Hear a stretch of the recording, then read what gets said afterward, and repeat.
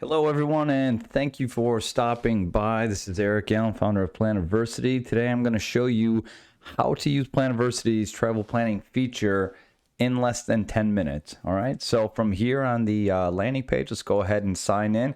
I'm going to use my own account today. If you need to register for a new account, just click here, sign up. That'll take you to the registration page. Otherwise, we're going to go to the sign in page. Once I'm signed in, this is what your dashboard will look like. I've got my upcoming events here, my calendar, and my sidebar right here. But instead of going through all the explanations, we are on a time crunch. So let me get into the process here. What I'm going to do is I'm going to go ahead and start a new plan from the dashboard.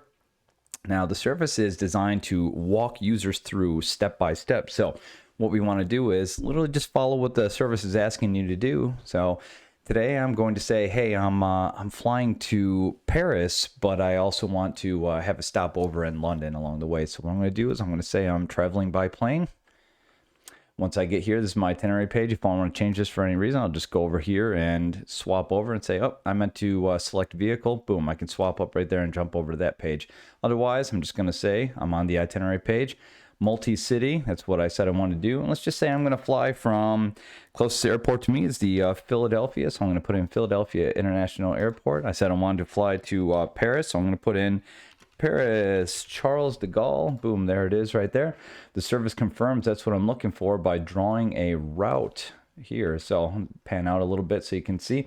Now, again, let's just say I wanted to do a stopover in London quick. So I'm going to come on down here. I do have multi-city selected rather than just one way. I've got my first stop here. I select that. I come in here and I say I want to go to London Heathrow. Boom, drop that in there.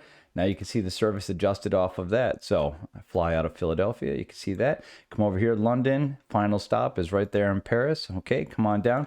Departure destination or departure time. So let's just say I want to leave on the 15th at 08 in the morning. And I want to arrive there. I'm going to do a stopover in London for 1 day. So I'm going to arrive there on the, I'll just say the 16th, okay? I'm going to arrive there sometime around 2 in the afternoon. You don't have to put in 1400. I'm just a military background guy, so I put in 1400, but you can also put in 2 p.m. It's not a problem. If I want to put a flight number in there, I'll just put something in there for now as a placeholder. Let's just go back here. I'm going to clean this up. American Airlines Flight 111. Seat number, I'm going to use 11 Alpha.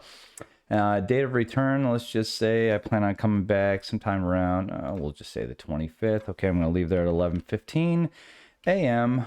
Arrival date, same thing, 25th, because we're flying direct. And I'm going to be arriving here at, let's just say 06:30 p.m. All right.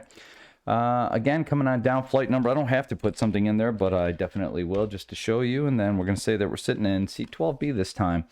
Destination, so I wanted to stop over in London. Okay, I said I'm departing out of Philadelphia on the 15th, so I'm going to say I'm stopping in London on the 15th. I'm departing on the 16th.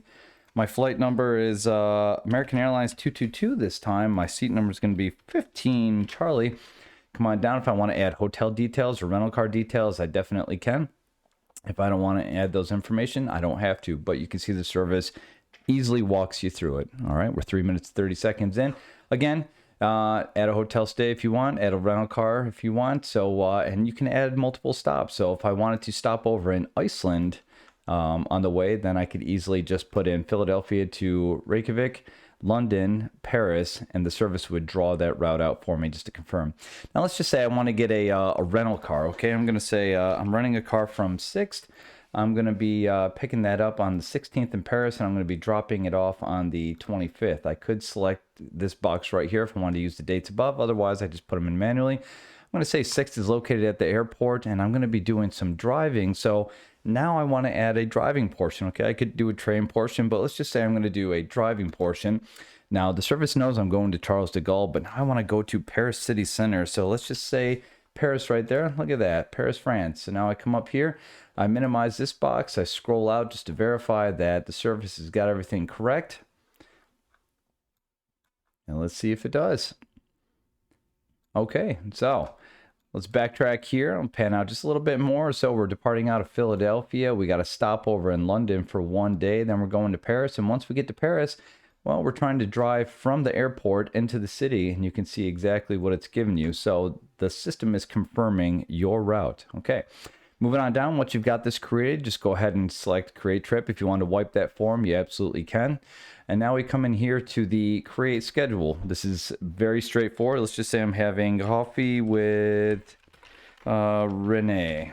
Since I'm in Paris, I'll use a French name. I'm going to have that at 11 o'clock a.m. and we're going to say we're getting coffee on the 18th. I saved that event. Boom. There it is right there. Another one, museum tour. And we're going to do a museum tour on the 20th at 9 a.m. This is going to take a little while, so want to get in early. I save that event. Boom. There's my schedule right there. I can add as many as I need to. We'll just go ahead and now if I do skip that section, let's just say you didn't meet to hit the skip section, I can always go back. I just click back to schedule.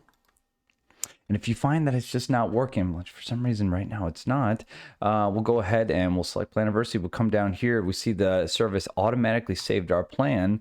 So we go ahead and click that, drops us back at schedule, and you're going to see that those are right there. Skip section, boom, I move on. Now,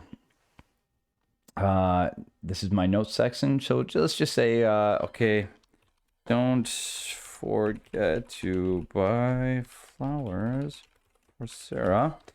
That's my first note. All right. Now, obviously, just like the scheduled events, you can put in as many as you want.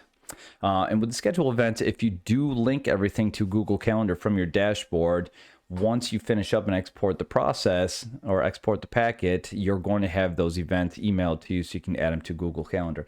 Let's continue with the notes. Just to kind of speed things up, I'm going to go ahead and just kind of copy and paste a little paragraph bullet there right now so you can see. Again, you can add as many of these as you need to.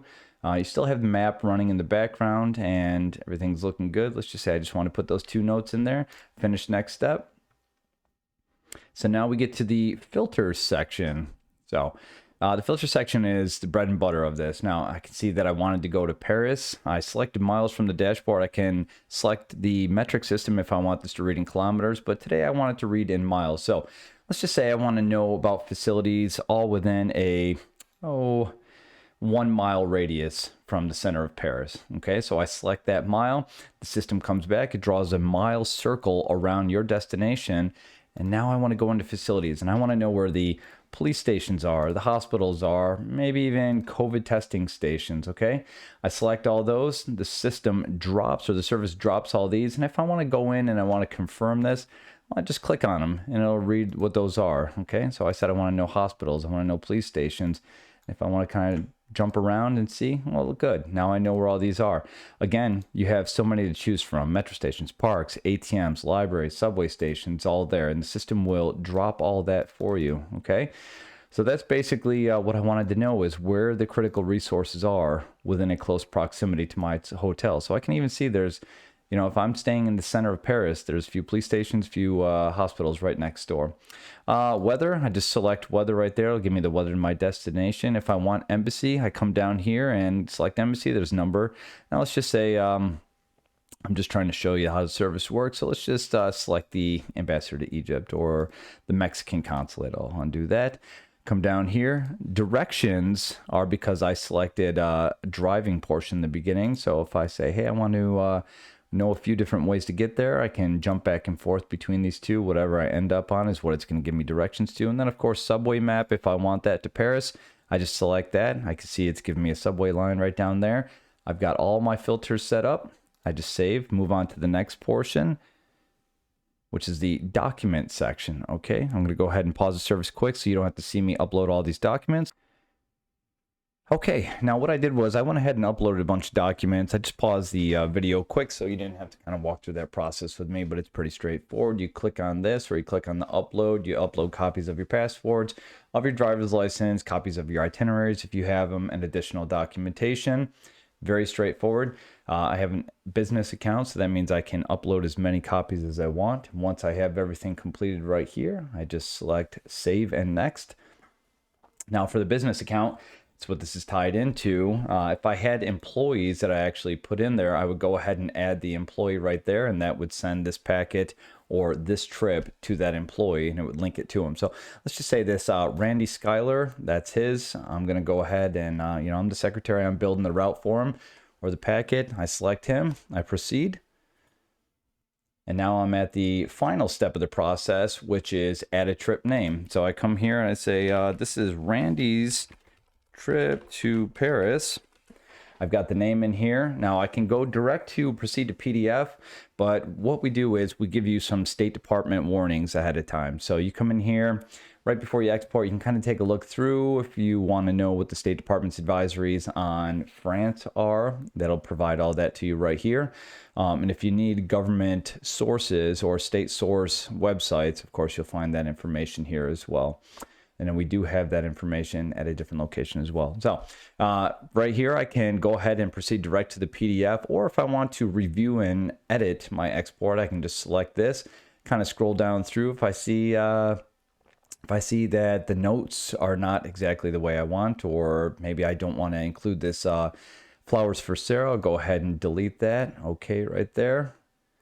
Boom, successful. And now it's gone. So I come back here. We're going to proceed past this point again. We're back on this page. Again, we are Randy's trip to Paris. And that's it. Once I get here, I just go ahead and click the proceed to PDF. The system exports my PDF, and then where does it drop it? It'll take me right back here to the dashboard, and you'll see it populate on this section right here.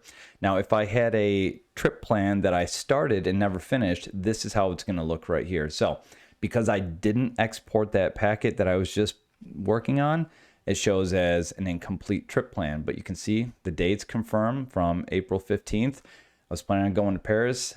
It's not going to list the name yet because I didn't export it. If I would have hit the export button, it would have given it that name, so you'd be able to identify it, and it would have populated it in here in the calendar.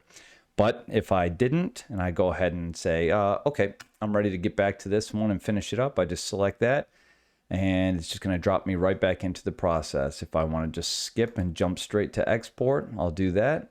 And once again, I come back to the same page, give it the name, proceed to PDF, and we are done. All right, 12 minutes. Wasn't exactly 10 minutes, but I did a little bit more explaining than I should have. If I just wanted to walk through the process, you can see it's pretty straightforward, very easy to use. If you have any questions, contact us at plans@planiversity.com. Thank you.